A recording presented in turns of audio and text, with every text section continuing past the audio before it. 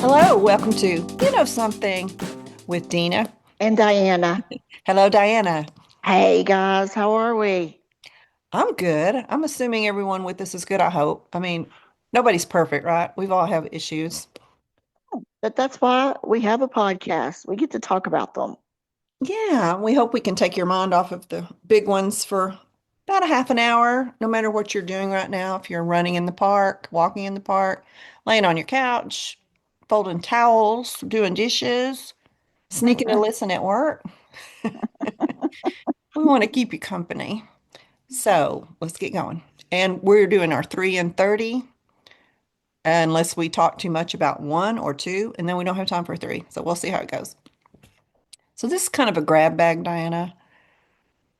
And all of these stories are from Nano Science. Okay. I'll include a link. And don't let the word science scare anybody off here. We won't make you think too hard. Although I think we have a really smart audience. I really do. Yeah. They could probably teach me a thing or two. The first story, Diana, I'm going to see how you feel about this subject. Lab grown meat. Okay. What's your first thought when you hear that lab grown meat? I have a negative thought process on it. Doesn't sound too yummy, does it? No, Have we eaten it without realizing it? That's what I wonder. right? And if you're born 100 years from now, that might be the only thing that you ever have. You don't have cattle and beef, stuff Yeah. like that anymore. I don't know. I'm sure it's probably has all the nutrients in it, but I just can't imagine. I don't know. And maybe I'm wrong. Technology is an amazing thing right now. It really is. And maybe after we're long gone, people will say, do you know our ancestors used to actually kill an animal and eat it? Drain the blood from it and eat it? Is that barbaric or what? But That's funny. yeah, but That's anyway, this so is lab. true. Yeah, yeah. Lab grown meat, also called cultivated meat. That sounds a little more appealing. Has received regulatory green lights from the USDA and FDA for sale in the US. Companies like Upside Foods and Good Meat, backed by investors including Bill Gates, are scaling production. I'm just going to say Bill Gates is not my favorite human in the world, and I'll leave it at that. I'll second that. So I'll leave it at that. I'm sure there's plenty wonderful things that I experience in my life that he's responsible for. Probably number one recording this podcast. I don't know. I have an Apple computer, so, but I just feel my discernment kicks in when I think of him. Mhm. Leave it Carry on. Well said. at okay. Supporters say it reduces animal slaughter, oh, naturally, environmental harm. Well, let's take that at one thing at a time. Animal slaughter. Mhm. Do we need to let animals run amok? Right. There are some animals that do, just nature in the wild. And then there are some I feel like have been put here to provide food and, nutrition to us. Yeah, it's a very controversial thought, and I've gotten in arguments on Facebook with total strangers about it. But if you read your Bible,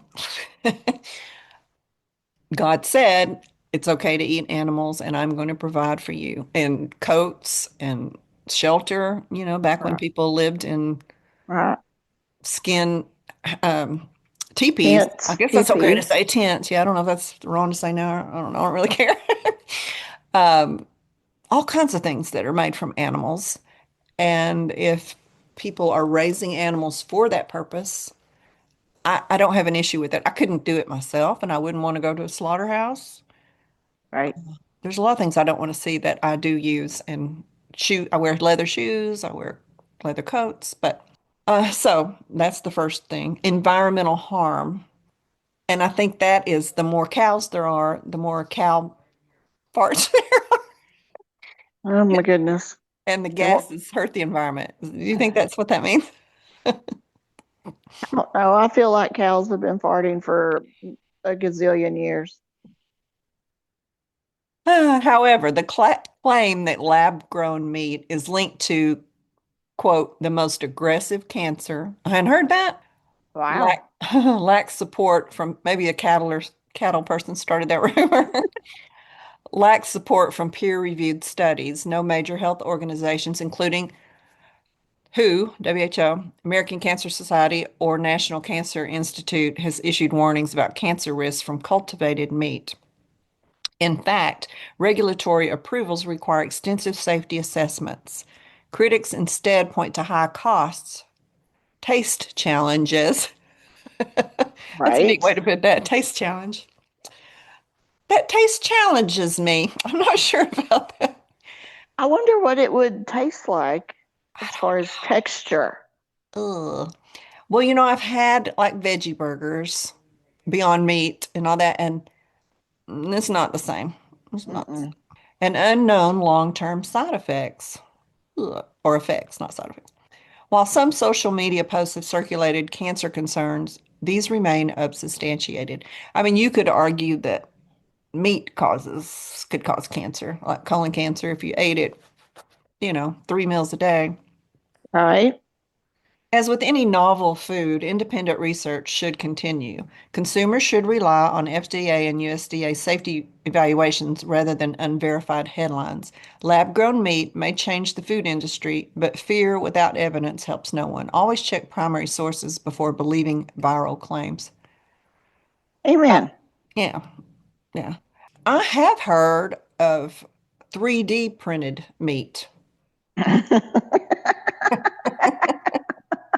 I'm sorry, I still have the same reaction I had prior. So I'm just going to print out a hamburger real quick. I mean, I am down for that if it tastes like a hamburger, yes. Well, I think what they do is they take whatever they're making this cultivated meat from and they get a drawing, a graphic depiction of a steak on a computer so that it'll look what we're used to, rather than just a blob of protein. Right? It'll look what we're used to. So I don't know. I don't know. That baffles my mind. I really can't wrap my brain around that, to be honest. I'd Yeah. have to just experience it, I guess. I like to have an It's, open mind, but well, bleh, it's just so foreign to us. right. Yeah, I guess if you could get protein in an affordable way to people who live in places where there are no livestock, that would be a good thing. That would be a good thing. World hunger is a definite problem. Definitely. Oh, I wanted to follow up on our episode a few weeks ago where we talked about the trip to the moon, the back side of the moon, the far side of the Yeah. moon. Wasn't that amazing? Did you follow any of it? When we recorded that, they were just taking off that day, I think. Yes. Yes, I did. I saw when they landed. Yeah, it's always such a relief. Well, did you watch any of the press conferences with them, the astronauts I afterward? did. No, I did not. Diana, I don't even know how to explain it. They experienced something that made them all tear up when they talked about it. There was something, they were all sitting there on the stage together and they like couldn't keep their hands off each other. They kept hugging each other and touching each other and they when one of them would speak, the others would tear up. They spoke about God. They spoke about a spiritual feeling they had looking at the earth. And they closed it with saying, I can't remember which one said it, saying, I think it was the only female. She said, you don't realize how lucky you are to be alive and on this earth. So I could take that to mean maybe she was looking and thinking, that's my world and it's so far away. And will I get back to it? I don't know. But I feel like they had a spiritual experience, all of them. Uh, Sounds like it. I'm going to go back and listen to that. Yeah. It was something happened.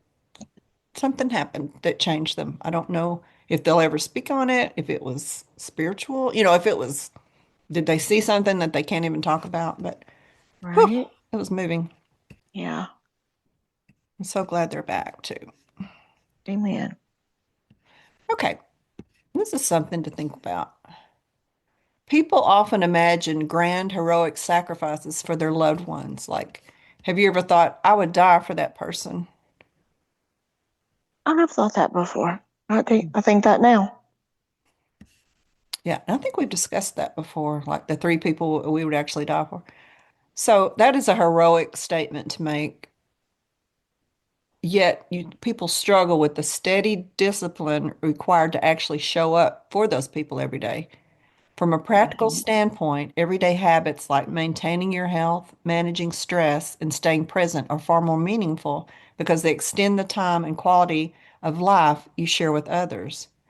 In that sense, choosing long-term responsibility over short-term heroism is less about sacrifice and more about commitment, where real care is shown not in a single moment of intensity, but in years of reliability and presence. In other words, so you would shove somebody that you love out from a car that's about to hit them, but would you eat healthier and exercise more for them? Wow, Dina, Oh that's no. deep. I mean, that just cuts you just cut to the chase right there. You hit the nail on the head. Wow. We should all do better. You're right. You're right. I mean, it's You're really right. selfish to have that second piece of cake or whatever you want to say, or lay on the couch all day. And I'm Right. guilty. Guilty. We all are. We all can improve in this. You're not preaching, you're preaching with us, to us, with us. Yeah. But I mean, you're very healthy. You take care of yourself, but Well, I could do better. I had two cinnamon rolls yesterday. Now, people, I was down in Myrtle Beach, so I did have a little bit of an excuse, but I didn't need two. They really needed one.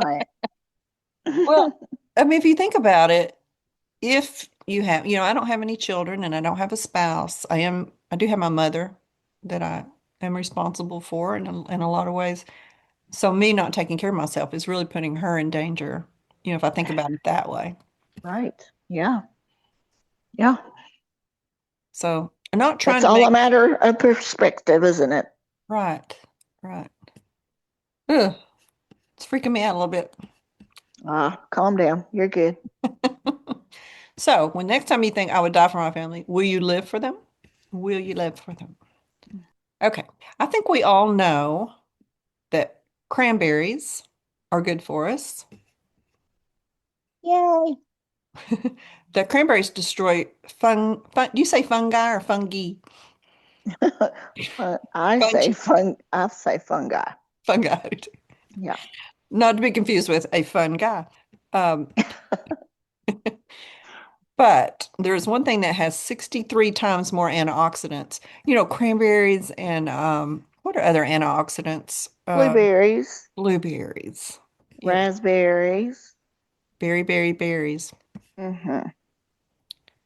But there's something in your spice rack that is actually, have we talked about this before?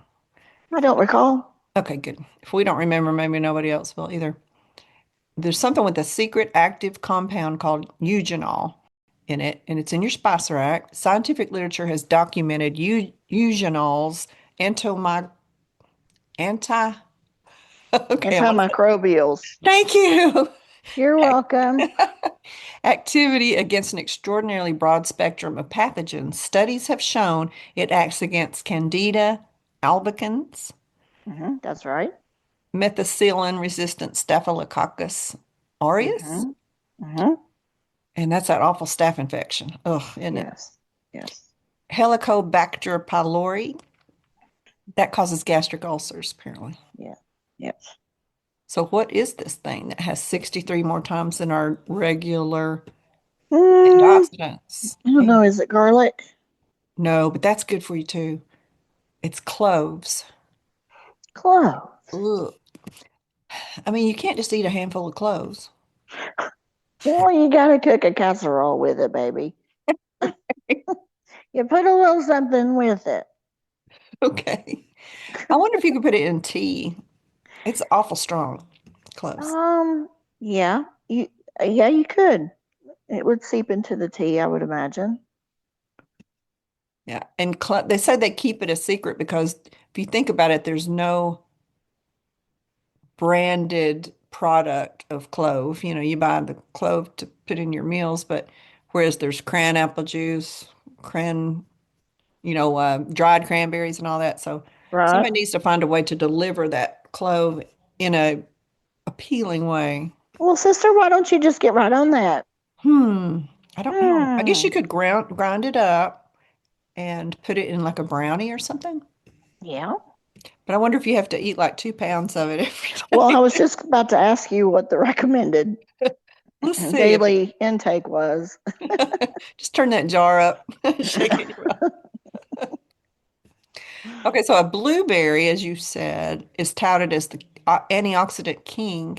The common clove shows a staggering 290,283 on the ORAC scale, over 60 times more than a cranberry. Um, Really? Okay. it appears to act on multiple mechanisms simultaneously, including the cell membrane and the pathogen energy metabolism. Or, I'm sorry that I do not know how much you have to eat. They do not tell us that. Well, we'll get back to you listeners on that. Yeah, I'll follow up on. But I mean, can you buy ground clove I would, pea? yeah, I would imagine so. Okay, phew, it's a strong taste. I think I might stick to my blueberries, but it is something to think about. So if you had a few cloves on your cinnamon rolls, you'd be okay. Yeah. Now you tell me. Oh Lord, here's a story about lab-grown chocolate. I'm not even gonna. Mm, No.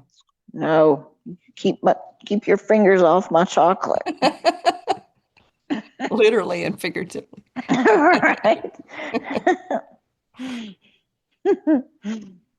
Okay, our nervous systems. Apparently, there is a crisis with people's nervous systems. People are on edge. There's more people getting prescriptions to what do you call a medication that calms you down? Usually Xanax is kind of the primary one. Is it a under a category? Like Well, like it, yes, it's a class of drug. Yes. because you have like stimulants. I think we know those, but I just wonder what those are. Yeah, they have Unstim. it like amphetamines are stimulants, and some people are prescribed that. And yes, What's the opposite called? Do you know? the opposite of what? Stimulants is called. More of a narcotic is more for pain, but sedation. Is it a Uh, depressant? Would it be called? uh, no, well, Xanax, I don't call that a depressant. I call that, something that just takes the edge off your nerves. So Right. that's why a lot of people are prescribed that. But there's a there's a lot that goes to that, before people start doing all that, Right. Well, going I to the think, doctor, that kind of thing, you yeah. know. And if you think about it, it's of course the news. We're aware of every single crime that's committed in every corner of the earth every day. Right, right. Caffeine, Caffeine. get us going. We work long hours. You have to get the caffeine to, get you started and then keep it out the day. And then you're wound up. Prices are high right now. And I'm probably stressing people out right now we're talking about this, but there is the thought that why did our ancestors, let's say great grandparents, and we don't know this for a fact, this article is assuming this, were a lot calmer and at peace than we were. Mm. You talk about simple living, and what we often romanticize as simpler living was naturally regulating the mind and body. People got up when the sun came up, they went to bed when it got dark. I totally believe in everything you just said. Mhm. I Like, think they lived a much more difficult life in a lot of ways. But yes, a whole lot less stressful and pressured, and all the things that we deal with. I feel like it was just as you said, a slower, simpler time. right, right. So they're saying that, and I guess this could be obvious, but I don't know if we ever stop and really think about it. But for instance, bird watching, I've kind of started doing that. Watching birds offered gentle mental engagement that soothed attention. Get your mind off of things when you watch them. Yeah, absolutely. We used to hang laundry. I never did, but our great grandparents hung laundry, probably our grandparents. You have never hung laundry? No, in my house, Really? like in Oh a hanger. yeah. Yeah, my Nana had Outside? it outside. Oh yeah. Oh, okay. Uh, Yeah. So hanging the laundry creates a rhythmic, repetitive motion that calms the nervous system. Now, you said you like to do laundry. Was that you that told me that? Why, heavens no. Oh, okay. No, no. Far I'm from me, thinking of honey. another friend. You're thinking somebody else. Yes, it was refreshing to go out and when your clothes were out of the washer or either you washed them when I remember my Nana, she still had the I don't know what that thing was that they hand washed each thing in a bucket and then you wrung it out and dried it as best you could, but then you hung it on the line to finish. Yeah, it's repetitive. It was repetitive. I'm sure the smell, the smell, I love the smell of the dryer when I take clothes out of the dryer. Yeah, But somebody told me they love doing the folding and the putting away, and you feel like you accomplished something. Might be my sister. You have this task and then you finish it, and it's satisfying and it smells good, even though it's a necessity.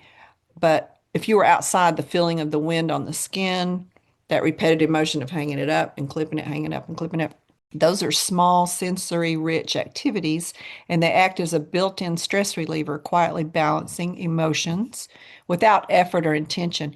It's kind of like when you're in the shower, you're going through this routine, but so you think of things, you either don't think at all or you have great ideas, or at least I do, because you're going through that repetitive motion right. that's kind of meditative, really.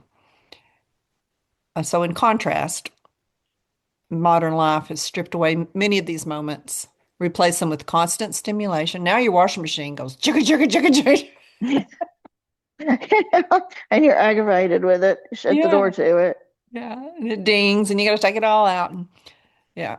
Otherwise, it would be out there just blowing in the breeze and drying itself. So people are constantly trying to recreate those grounding experiences, whether they realize it or not. So I think if we can get back to even just going out and, grounding, standing in the grass and grounding yourself, Hmm. there's a theory to that that it's actually Being in called. the or being in the outdoors, or say you're watching a fish tank, or you go Yes. to like a river where there's some rocks and you hear that trickle of water. I think all those things have a uh, meditative, calming over us. I suggest anybody do anything to be calm before they start looking for medications. Right. I agree. I agree.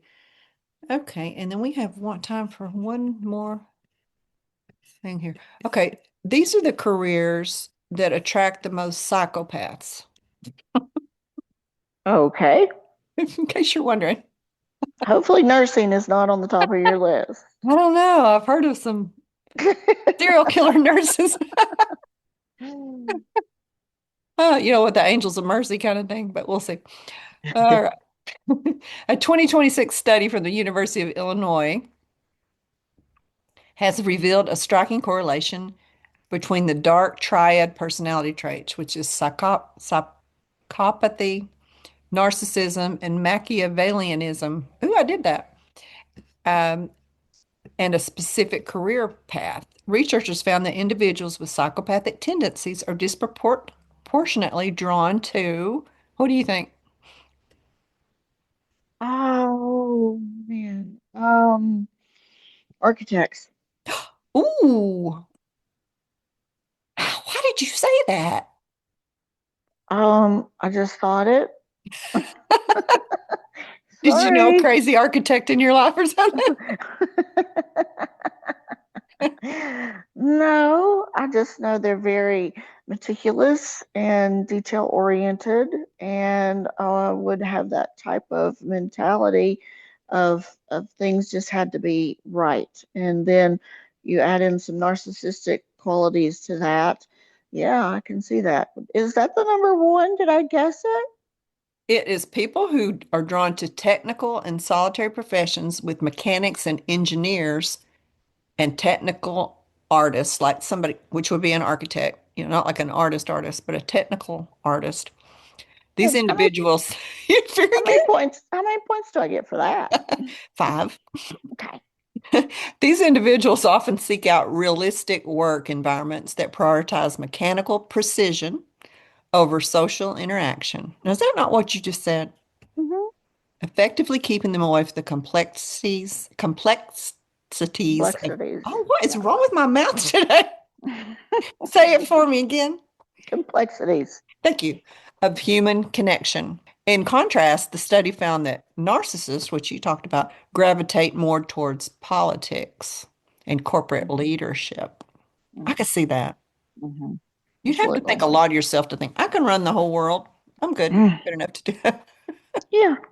Shoot, we're running out of time. All right, what have we learned today, Diana? We had a little rushed episode because Diana and I had a little meeting. We put our heads together before we started here, so we took up some time. Well, so far I've learned that the future is beef Plastic bead.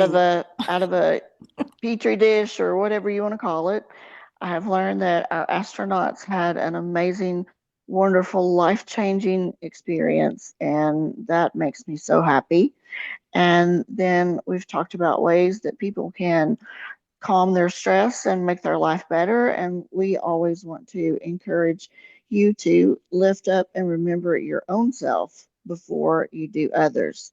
You have to have your bucket full and be ready to go before you can be an effective mother, wife, husband, friend, whatever it is you are.